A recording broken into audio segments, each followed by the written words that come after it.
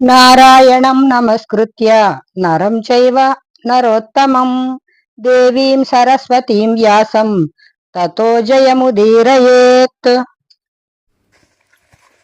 ద్రౌపది ధృష్టద్యుమ్నుల జననము. జనమేజయుడు అడిగాడు, దేవా, బకాసురుని సంహరించాక పాండవులు ఏం చేశారు?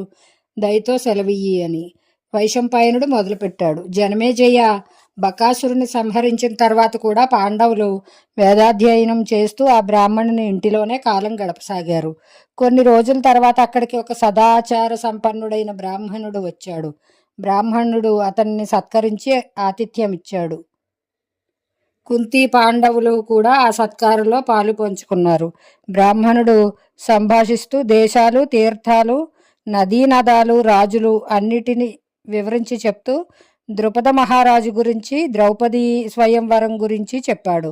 పాండవులు ద్రౌపది పుట్టుకను గూర్చి పూర్తిగా తెలుసుకోవాలనుకున్నారు. అందుపై అతిథిగా వచ్చిన ఆ బ్రాహ్మణుడు ద్రుపదుని పూర్వచరిత్రను చెప్పసాగాడు. ద్రోణాచార్యుడు ద్రుపదుని ఓడించినప్పటి నుండి అతనికి ఒక్క క్షణం కూడా శాంతి లేకపోయింది. మనోవ్యధతో చిక్కి శల్యమయ్యాడు. ద్రోణాచార్యుని మీద ప్రతీకారం తీర్చుకోవడానికి యజ్ఞకర్మానుష్ఠానం చేయించడంలో ఆరితేరిన బ్రాహ్మణుని కోసం ఆశ్రమాల చుట్టూ తిరగసాగాడు. తనకు ఉత్తమమైన సంతానం కలగాలని అతడు చింతిస్తూ శోకాతురుడై ఉన్నాడు. కానీ శక్తి, వినయం, విద్య, నడవడిక దేనిలోనూ ఏ విధంగానూ ద్రోణాచార్యుని కించపరచడంలో అతడు సఫలుడు కాలేకపోయాడు. ద్రుపద మహారాజు గంగా తీరంలో తిరుగుతూ కల్మాషీ నగర సమీపంలో ఒక బ్రాహ్మణాగ్రహానికి చేరుకున్నాడు. అక్కడ ఉన్నవారందరూ బ్రహ్మచర్య వ్రత పాలన చేసే స్నాతకులే. వారిలో కశ్యప గోత్రీకులైన ఇద్దరు పరమశాంతులు, వేదాధ్యయన సంపన్నులు, తపోనిష్ఠులు అయిన యాజోపయాజులనే బ్రాహ్మణులు ఉన్నారు. ద్రుపదుడు మొదట చిన్నవాడైన ఉపయాజుని దగ్గరకు వెళ్ళి అతనిని సేవా శుశ్రూషలతో ప్రసన్నుని చేసుకుని ద్రోణుని చంపగల పుత్రుడు పుట్టేలా ఏదైనా ఒక యజ్ఞం చేయించమని, 10 కోట్ల ఆవులను ఇస్తానని, అంతేకాక అతని కోరిక ఏదైనా దానిని పూర్తిగా నెరవేరుస్తానని ప్రార్థించాడు.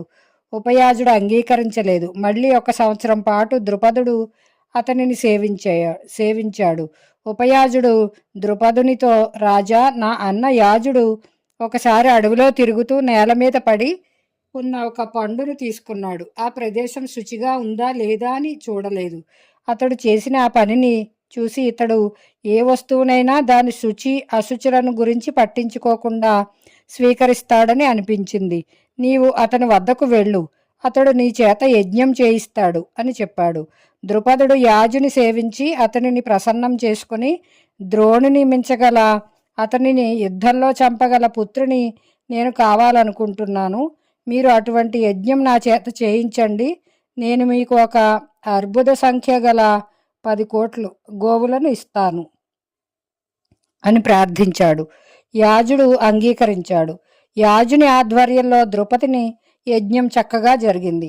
అగ్నికొండం నుండి ఒక దివ్యుడైన కుమారుడు పుట్టాడు.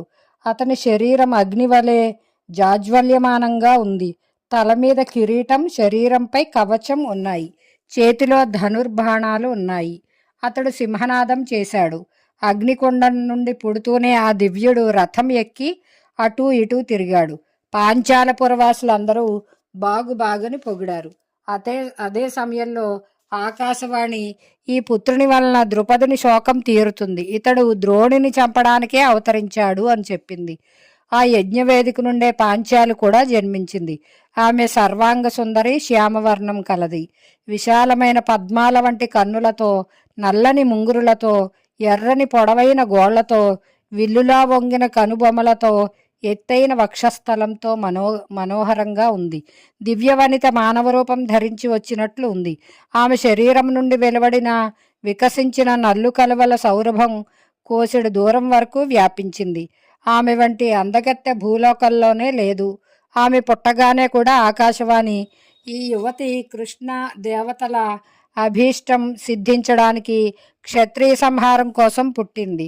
ఈమె కౌరవులకు భయకారణం అవుతుంది అని పలికింది.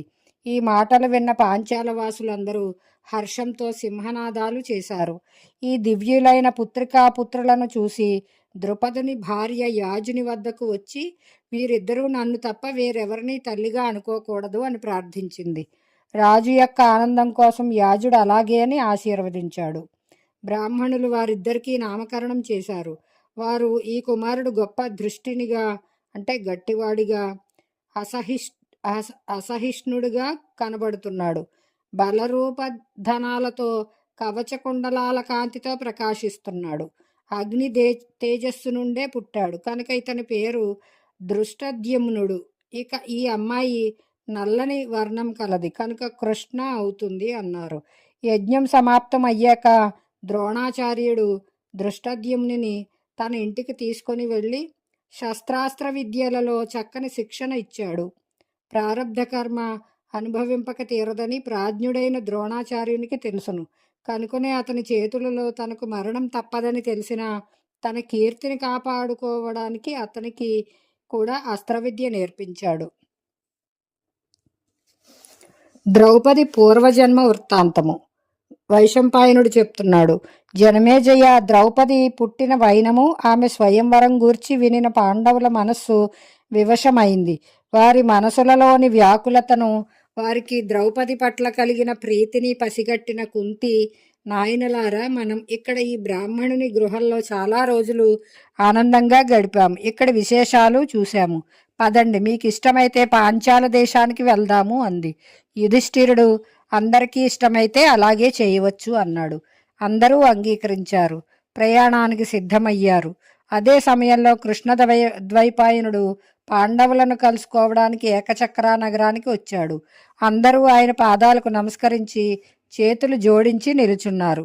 వ్యాసుడు పాండవులు చేసిన సత్కారాన్ని స్వీకరించి ఏకాంతంలో వారిని ధర్మం, సదాచారం, శాస్త్రనియమ పాలనం, పూజ్యులను బ్రాహ్మణులను పూజించడం మొదలైన వానికి సంబంధించిన అన్ని విషయాలను గూర్చి అడిగి ధర్మార్థనీతులను ఉపదేశించాడు. చిత్ర విచిత్రమైన కథలు వినిపించాడు. తర్వాత ప్రసంగవశాత్తు చెప్పినట్లుగా వారితో, నాయనలారా, పూర్వం ఎప్పటితో ఈ సంగతి. ఒక మహాత్ముడైన ఋషికి సుందరి గుణవతి అయిన ఒక కన్య ఉంది. ఆమె రూపవతి, గుణవతి, సదాచారిణి అయినప్పటికీ పూర్వజన్మ పాపాల ఫలితంగా ఈ జన్మలో ఆమెకు వివాహం కాలేదు. ఆమె దుఃఖితురాలై తపస్సు చేయడం మొదలుపెట్టింది. ఆమె తపస్సుకు శంకరుడు సంతుష్టుడై ప్రత్యక్షమై వరం కోరుకోమని ఆదేశించాడు. భగవంతుడు ప్రత్యక్షమై వరం కోరుకోమని అడగడంతో ఆమె ఆనందంతో ఉబ్బి తబ్బిబ్బై సర్వగుణయుక్తుడు అయిన పతి కావాలని పదే పదే అడిగింది. శంకరుడు, నీకు భరతవంశీయులైన వారు 5 పతులు అవుతారని చెప్పాడు. కన్య, స్వామి, మీ అనుగ్రహం వల్ల ఒక్క పతినే నేను కోరుకుంటున్నాను అన్నది. శంకరుడు, నీవు నన్ను పతి కావాలని 5 సార్లు అడిగావు. నా మాట వ్యర్థం కాదు. ఆ పై జన్మలో నీకు 5 భర్తలు ఉంటారు అని అనుగ్రహించాడు. పాండవులారా, ఆ దేవరూపిణి అయిన కన్యయే ద్రుపదుని యజ్ఞవేదికి యందు ఆవిర్భవించింది. మీ అందరికీ విధి నిర్ణయానుసారంగా ఆ సుందరే నిశ్చయింపబడింది. మీరు వెళ్ళి పాంచాల నగరంలో ఉండండి. ఆమెను పొంది మీరు సుఖంగా ఉంటారు అని చెప్పి పాండవులని వీడుకొని వ్యాసమహర్షి వెళ్ళిపోయాడు. అంగారపర్ణుని వృత్తాంతము. వైశంపాయనుడు చెప్తున్నాడు. జనమేజయ, వ్యాసమహర్షి వెళ్ళిన తర్వాత పాండవులు ఆనందంగా తమ తల్లితో కలిసి పాంచాల నగరానికి బయలుదేరారు. అందుకు ముందుగా తమకు ఆశ్రయం ఇచ్చిన బ్రాహ్మణుని దగ్గర అనుమతి తీసుకున్నారు. చివరిసారిగా అతనికి ఆదరంగా ప్రణామం చేశారు. వారు ఉత్తర దిశగా ప్రయాణించారు. ఒక పగలు రాత్రి అలా నడిచి వారు గంగా తీరంలోని సోమాశ్రయాయణం అనే తీర్థం చేరారు. ఆ సమయంలో అందరికంటే ముందుగా అర్జునుడు కాగడా పుచ్చుకుని నడుస్తున్నాడు. ఆ తీర్థానికి సమీపంలో నిర్మలమైన గంగా జలంలో అంగారపర్ణుడు అంటే చిత్రరథుడు అనే గంధర్వరాజు తన భార్యలతో కలిసి క్రీడిస్తున్నాడు. అతడు పాండవుల పాదధ్వని విని వారు నదివైపు రావడం చూసి క్రోధంతో ధనుష్టంకారం చేసి పాండవులతో, ఓరి, పగలంతా గడిచాక ఎర్రని సంధ్యా సమయానికి 2 గడియల తర్వాతి కాలంలో గంధర్వ యక్ష రాక్షసులు తిరుగుతూ ఉంటారు. పగలంతా మనుష్యులు సంచరించవచ్చును. లోభంతో ఏ మనిషి అయినా మేము సంచరించే కాలంలో ఇక్కడికి వస్తే మేము అతనిని అడ్డుకుంటాము. కాబట్టే రాత్రి వేళలో జలప్రవేశం నిషిద్ధం. జాగ్రత్త, దూరంగా తొలగండి. అంగారపర్ణుడనే గంధర్వరాజును నేను ఈ సమయంలో గంగానదిలో విహరిస్తున్నానని మీకు తెలియదా? నేను బలవంతునిగా పేరుకెక్కాను. కుబేరుని సఖుడను. ఆత్మగౌరవానికి ప్రాధాన్యం ఇస్తాను. నా పేరుతో ఈ వనం ప్రసిద్ధికెక్కింది. నేను ఈ గంగా తీరంలో ఎక్కడైనా స్వేచ్ఛగా విహరించగలను. ఈ సమయంలో ఇక్కడికి రాక్షసులు, రుద్రగణాలు, దేవతలు, మనుష్యులు ఎవరైనా సరే రాలేరు. మీరెందుకు వస్తున్నారు అని గద్దించాడు. అర్జునుడు, ఓరీ మూర్ఖుడా, సముద్రం, హిమాలయ సానువులు, గంగా నదీ స్థలాలు, రాత్రి కానీ పగలు కానీ సంధ్యా సమయం కానీ ఎవరికి అధీనాలు? కుంటి, గ్రుడ్డి, పేద, ధనిక అందరికీ రాత్రి పగలు గంగా ద్వారం తెరిచే ఉంటుంది. ఇక్కడికి రావడానికి ఎవరికీ సమయ నియమం లేదు. నీ మాటే నిజమని అంగీకరించినా గాని మేము శక్తి సంపన్నులం. సమయంతో సంబంధం లేకుండానే మేము నిన్ను నలిపివేయగలం. శక్తిహీనులు, నపుంసకులు మాత్రమే మిమ్మల్ని గౌరవిస్తారు. దేవనది అయిన గంగ సకల శుభాలు ఇచ్చే తల్లి. అందరికీ ఆటంకం లేకుండా ప్రవేశించగలిగేది. నీవు కలిగించే ఆటంకం సనాతన ధర్మ విరుద్ధమైనది. నీ కుప్పుగెంతులకు భయపడి మేము జలస్పర్శ చేయకుండా ఉంటామా? ఇది జరిగే పని కాదు అని తిరస్కరించాడు. అర్జునుని మాటలు విని చిత్రరథుడు విల్లు ఎక్కుపెట్టి విషం లాంటి బాణాలు వేశాడు. అర్జునుడు తన కొరివినే డాలులా తిప్పి ఆ బాణాలను ఖండించాడు. అర్జునుడు, ఓరి గంధర్వుడా, అస్త్ర విద్యా రహస్య విధులైన వారి దగ్గర బెదిరింపులు పని చేయవు. కాచుకో, నేను నీతో మాయా యుద్ధం చేయను. దివ్యాస్త్రాలు సంధిస్తాను. ఈ ఆగ్నేయాస్త్రాన్ని బృహస్పతి భరద్వాజునికి, భరద్వాజుడు అగ్నివేశ్యునకు, అగ్నివేశ్యుడు నా గురువు ద్రోణాచార్యునికి, అతడు నాకు ఇచ్చాడు. ఇది కాచుకో అని చెప్పి అర్జునుడు ఆగ్నేయాస్త్రాన్ని వేశాడు. చిత్రరథుడు రథం కాలిపోవడంతో దగ్ధరథుడయ్యాడు. ఆ అస్త్ర తేజస్సుకి గింగిరాలు తిరిగిన అతడు రథం నుండి కిందకి దూకి తల వంచుకున్నాడు. అర్జునుడు ఒక్కసారిగా ముందుకి ఉరికి అతనిని కేశపాశం పట్టుకుని ఈడ్చి తన సోదరుల ఎదుటకు తెచ్చాడు. గంధర్వుని భార్య కుంభీనసి తన పతిని రక్షించమని యుధిష్ఠిరుని శరణు కోరింది. ఆమె శరణు చొచ్చి ప్రార్థించడంతో హృదయం ద్రవించిన యుధిష్ఠిరుడు అర్జునుని, ఈ యశోహీనుడిని, పరాక్రమహీనుడిని, స్త్రీ రక్షితుడిని వదిలివేయి అని ఆజ్ఞాపించాడు. అర్జునుడు అతనిని విడిచిపెడుతూ, గంధర్వుడా, విచారించకు, వెళ్ళు. కురురాజు యుధిష్ఠిరుడు నీకు అభయం ఇచ్చాడు కాబట్టి నీ ప్రాణాలు దక్కాయి, పో అన్నాడు. అందుకు గంధర్వుడు, నేను ఓడిపోయాను కాబట్టి నా అంగారపర్ణ నామాన్ని వదిలివేస్తున్నాను. దివ్యాస్త్ర రహస్య కోవిదుడైన మిత్రుడు నాకు లభించడం ఎంతో మంచి విషయం. నేను అర్జునునికి గంధర్వుల మాయా విద్యను నేర్పదలుచుకున్నాను. చిత్రరథుడైన నేను ఈనాడు దగ్ధరథుడునయ్యాను. నన్ను ఓడించి కూడా ప్రాణాలతో వదిలారు. మీకు శుభాలు కలగాలి. ఇది చాక్షుష విద్య. దీనిని మనువు సోమునికి, సోముడు విశ్వావసువుకు, అతడు నాకు ఇచ్చారు. ఈ విద్య యొక్క ప్రభావం వలన జగత్తులో ఎంత సూక్ష్మ వస్తువైనా సరే కళ్ళతో స్పష్టంగా చూడగలము. 6 నెలల పాటు ఒంటికాలి మీద నిలబడిన వాడే దీనికి ఉత్తమాధికారి. కానీ మీరు నియమపూర్వక వ్రతం పాటించనక్కర్లేకుండానే దీనిని స్వీకరించాలని కోరుతున్నాను. ఈ విద్య వలననే మా గంధర్వులు మనుష్యుల కంటే శ్రేష్ఠులుగా ఎంచబడుతున్నారు. నేను మీ అన్నదమ్ములందరికీ గంధర్వుల యొక్క దివ్యాశ్వాలను 100 చొప్పున ఇస్తాను. అవి వేగం కలిగినవి, సన్నబడినా ఎప్పుడూ అలసిపోనివి. కోరినంత మాత్రాన వస్తాయి, కోరిన చోటికి తీసుకువెళ్తాయి. కోరితే తమ రంగును మార్చగలవు అన్నాడు. అర్జునుడు, గంధర్వరాజా, నేను నీ ప్రాణాలు రక్షించానని నీవు నాకేది అయినా ఇస్తానంటే నాకు ఇష్టం లేదు అన్నాడు. దానికి గంధర్వుడు, సత్పురుషులు ఒక చోట కూడినప్పుడు వారిలో పరస్పరం ప్రేమభావం బలపడుతుంది. నేను మీకు ప్రేమభావంతోనే ఈ కానుక ఇస్తున్నాను. మీరు కూడా నాకు ఆగ్నేయాస్త్రం ఇవ్వండి అని సూచించాడు. అర్జునుడు, మిత్రమా, ఈ మాట బాగుంది. మన మైత్రి చిరకాలం ఉంటుంది. నీకు ఎవరి వల్ల అయినా భయం ఉంటే చెప్పు. ముందు ఈ సంగతి చెప్పు. నీవు మా మీద ఎందుకు దాడి చేశావు అని అడిగాడు. గంధర్వుడు, మీరు అగ్నికార్యాలు చేయడం లేదు, స్మార్త కార్యాలైనా చేయడం లేదు. పురోహిత బ్రాహ్మణుడైనా మీ వెంట లేడు. కనుకనే నేను దాడి చేశాను. మీ వంశప్రతిష్ఠ అందరికీ తెలిసిందే.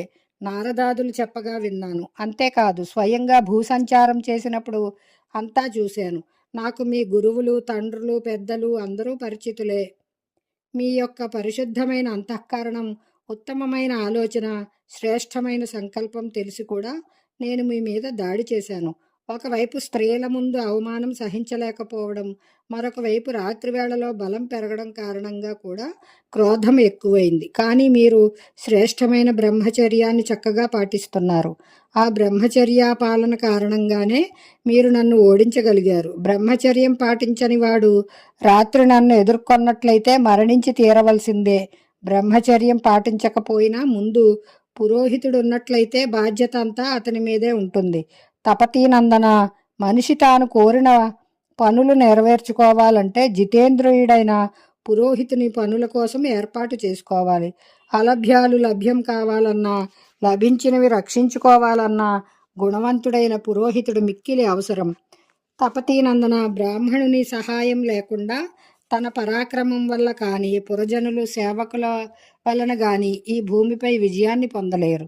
బ్రాహ్మణుని ప్రముఖునిగా చేసుకున్నప్పుడు మాత్రమే చిరకాలం భూపరిపాలన చేయడం సంభవం అవుతుందని నిశ్చయించుకోండి అని హితము ఉపదేశించాడు. తపతీ సంవరుణుల వివాహము. వైశంపాయనుడు చెప్తున్నాడు. జనమేజయ, గంధర్వుడు తనను తపతీనందనుడని సంబోధించడం వినిన అర్జునుడు, గంధర్వరాజా, మేము కుంతీపుత్రులము కదా, కానీ నీవు తపతీనందులమని ఎందుకన్నావు? ఈ తపతి ఎవరు? మేము తపతీనందనులము ఎలా అయ్యాము అని అడిగాడు. గంధర్వుడు చెప్పసాగాడు. అర్జున, ఆకాశంలో వెలుగులు చిమ్మే సూర్యుని కాంతి స్వర్గం వరకు వ్యాపించి ఉంటుంది. అట్టి సూర్యుని కూతురు పేరు తపతి. ఆమె కూడా తండ్రి వలె మిక్కిలి కాంతి గలది. ఆమె సావిత్రికి చెల్లెలు. ఆమె తపస్సు కారణంగా ముల్లోకాలలో తపతి అనే పేరు ప్రసిద్ధి చెందింది. అంతటి రూపవతి దేవతలలో, అసురులలో, యక్షులలో, అప్సరసలలో ఎక్కడా లేదు. సూర్యభగవానుడు ఆమెకు వివాహం చేద్దామంటే ఆమెకు తగిన వరుడెక్కడా లభించలేదు. అతడు మిక్కిలి చింతించసాగాడు. ఆ రోజులలో పూర్వంశంలోని రుక్షుని కొడుకైన సంవరుణుడు మిక్కిలి బలవంతుడు, సూర్యారాధకుడు అయి ఉన్నాడు. అతడు ప్రతిదినం సూర్యోదయ సమయంలో అర్ఘ్యపాద్య గంధ పుష్ప ఉపహారాలతో పవిత్రంగా సూర్యుని పూజిస్తూ ఉండేవాడు. తపోనియమ ఉపవాసాలతో అతనిని సంతుష్టుని చేసేవాడు. అహంకారం లేకుండా భక్తిభావంతో సూర్యుని ఆరాధించేవాడు. మెల్లమెల్లగా సూర్యుని మనసులో ఇతడు నా కుమార్తెకు తగిన వరుడు అనే ఆలోచన రాసాగింది. అది కూడా అలాగే జరిగింది. ఆకాశంలో సూర్యునిలాగే భూమి మీద సంవరుణుడు కూడా ప్రకాశమానుడై పూజింపబడుతున్నాడు. ఒకరోజు సంవరుణుడు గుర్రాన్ని ఎక్కి పర్వత ప్రాంతాలలో, అడవులలో వేటాడసాగాడు. ఆకలి దప్పులతో అతని ఉత్తమమైన గుర్రం మరణించింది. అతడు కాలినడకన తిరగసాగాడు. అప్పుడు అతడికి ఒక అందమైన కన్యను చూశాడు. ఏకాంతంలో ఒంటరిగా ఉన్న ఆ కన్యను అతడు తదేకంగా చూడసాగాడు. సూర్యకాంతి భూమి మీదకి ఈ రూపంలో దిగి వచ్చిందేమో అనుకున్నాడు. తాను జీవితంలో ఎన్నడూ ఇటువంటి అందగత్తెను చూడలేదు అనుకున్నాడు. రాజు కళ్ళు, మనసు ఆమె మీదనే పాతుకుపోయాయి. ఇతడు అన్నీ మరచి ఇటు అటు కనీసం కొంచెం కూడా కదలలేకపోయాడు. కాస్త చైతన్యం రాగానే బ్రహ్మదేవుడు ముల్లోకాలలోని సౌందర్యాన్ని మథించి ఈ మధురమూర్తిని సృష్టించాడేమో అనుకున్నాడు. ఆమెను సమీపించి, సుందరి, నీవు ఎవరి కూతురివి? నీ పేరేమిటి? ఈ నిర్జనారణ్యంలో ఎందుకు తిరుగుతున్నావు? నీ శరీరకాంతి చేత నీ ఆభరణాలు కూడా మెరుస్తున్నాయి. ముల్లోకాలలో నీ వంటి సుందరి లేదు. నిన్ను చూచి నా మనసు చెలించింది, లాలస పెరిగింది అని ఒక్కసారిగా గబగబా అడిగాడు. రాజు మాటలు విని ఆమె ఏమీ మాట్లాడలేదు. మబ్బులలో మెరుపులా తక్షణం అంతర్ధానం అయిపోయింది. రాజు ఆమెను వెతకడానికి ఎంతో ప్రయత్నం చేశాడు. ఆమె దొరకకపోవడంతో విలపించి మూర్ఛపోయాడు. సంవరుణుడు తెలివి తప్పి భూమి మీద పడిపోవడం చూసి తపతి తిరిగి అక్కడికి వచ్చింది. తీయని కంఠంతో, రాజా, లేవండి లేవండి, మీ వంటి సత్పురుషులు ఇలా అచేతనులై భూమిపై వాలిపోకూడదు అంది. అమృత గుళికల వంటి మాటలు విని రాజు లేచాడు. అతడు, సుందరి, నా ప్రాణాలు నీ చేతులలో ఉన్నాయి. నీవు లేనిదే నేను జీవించలేను. నా మీద దయచూపు. ఈ సేవకుని విడువకు. గాంధర్వ విధి పూర్వకంగా నన్ను స్వీకరించు. నాకు ప్రాణభిక్ష పెట్టు అని వేడుకున్నాడు. తపతి, రాజా, నా తండ్రి జీవించి ఉన్నాడు. నా విషయంలో నేను స్వతంత్రురాలిని కాను. నీవు నిజంగా నన్ను ప్రేమిస్తున్నట్లయితే వచ్చి నా తండ్రితో చెప్పు. పరతంత్రురాలినై మీ వద్ద ఉండలేను. మీ వంటి కులీనుని, భక్తవత్సలుని, విశ్వవిఖ్యాతి చెందిన రాజును పతిగా పొందడానికి నాకు ఏమాత్రం అభ్యంతరం లేదు. మీరు వినయం, నియమం, తపస్సు ద్వారా నా తండ్రిని ప్రసన్నునిగా చేసుకొని నన్ను ఇమ్మని అడగండి. నేను సూర్యపుత్రికను, విశ్వవంది అయిన సావిత్రికి సోదరిని అని చెప్పి ఆకాశ మార్గాన వెళ్ళిపోయింది. సంవరుణుడు అక్కడే మూర్ఛితుడయ్యాడు. ఆ సమయానికి సంవరుణుని మంత్రి పరివారము అతనిని వెతుకుతూ అక్కడికి చేరుకున్నారు. వారు అనేక రకాల ఉపాయాలతో రాజుకు తెలివి రప్పించేందుకు ప్రయత్నించారు. తెలివి వచ్చాక రాజు అందరినీ వెనక్కి పంపేసి ఒక్క మంత్రిని మాత్రం తన దగ్గర ఉంచుకున్నాడు. అతడు భక్తితో చేతులు జోడించి పైకి చూస్తూ సూర్యభగవానుని ధ్యానించసాగాడు. మనసులోనే అతడు తన పురోహితుడైన వశిష్ఠ మహర్షిని తలుచుకున్నాడు. 12వ రోజుకి వశిష్ఠుడు వచ్చాడు. అతడు రాజు మనసులోని ఆలోచనలను పసిగట్టి అతనిని ఓదార్చి అతని ఎదురుగానే సూర్యుని దగ్గరికి వెళ్ళడానికి బయలుదేరాడు. సూర్యుని చేరుకున్నాక తను తాను పరిచయం చేసుకున్నాడు. సూర్యుడు అతనికి స్వాగత సత్కారాలు చేసి వచ్చిన పని ఏమిటని అడిగాడు. అతడు నమస్కరించి, దేవా, నేను మహారాజు సంవరుణుని కోసం మీ కుమార్తె తపతిని ఇమ్మని అర్థిస్తున్నాను. మీకు అతని ఉజ్వలమైన కీర్తి, ధర్మజ్ఞత, నీతిజ్ఞత గురించి తెలిసిందే కదా. నీ కుమార్తెగా అతడే తగిన వరుడని నా ఉద్దేశ్యం అని చెప్పాడు. సూర్యుడు వెంటనే అంగీకరించి తన కుమార్తెను అతని వెంట సంవరుణుని దగ్గరకు పంపించాడు. వశిష్ఠుని వెంట వస్తున్న తపతిని చూసి సంవరుణుడు తన ఆనందాన్ని పట్టలేకపోయాడు. ఈ రీతిగా సూర్యభగవానుని ఆరాధించి వశిష్ఠుని మహిమ వలన సంవరుణుడు తపతిని పొంది ఆమెను విధిపూర్వకంగా వివాహం చేసుకుని ఆ పర్వత సానువుల్లోనే సుఖంగా విహరించసాగాడు. ఇలా 12 సంవత్సరాలు అక్కడే గడిపాడు. రాజకార్యాలు మంత్రి మీద విడిచిపెట్టేశాడు. దానితో ఇంద్రుడు వర్షాలు కురిపించడం మానేశాడు. అనావృష్టి కారణంగా ప్రజలు నశించపోసాగారు. వర్షాలు లేక పంటలు పండలేదు. ప్రజలు హద్దులు మీరి ఒకరినొకరు దోచుకోసాగారు. అప్పుడు వశిష్ఠుడు తన ప్రభావం చేత వర్షాలు కురిపించి తపతి సంవరుణులను రాజధానికి తీసుకొచ్చాడు. ఇంద్రుడు యథాపూర్వకంగా వానలు కురిపిస్తున్నాడు. పంటలు పండుతున్నాయి. రాజదంపతులు 1000 సంవత్సరాలు సుఖాలు అనుభవించారు. గంధర్వరాజు ఈ కథ చెప్పి, అర్జున, ఈ సూర్యకన్య తపతియే మీ పూర్వుడైన సంవరుణుని భార్య. ఈ తపతికి ఉదయించిన వాడే కురువంశ ప్రవర్తకుడైన కురు మహారాజు. ఈ కారణంగానే నిన్ను తపతీ నందన అని సంబోధించాను అని చెప్పాడు. జై శ్రీరామ్. హరే కృష్ణ.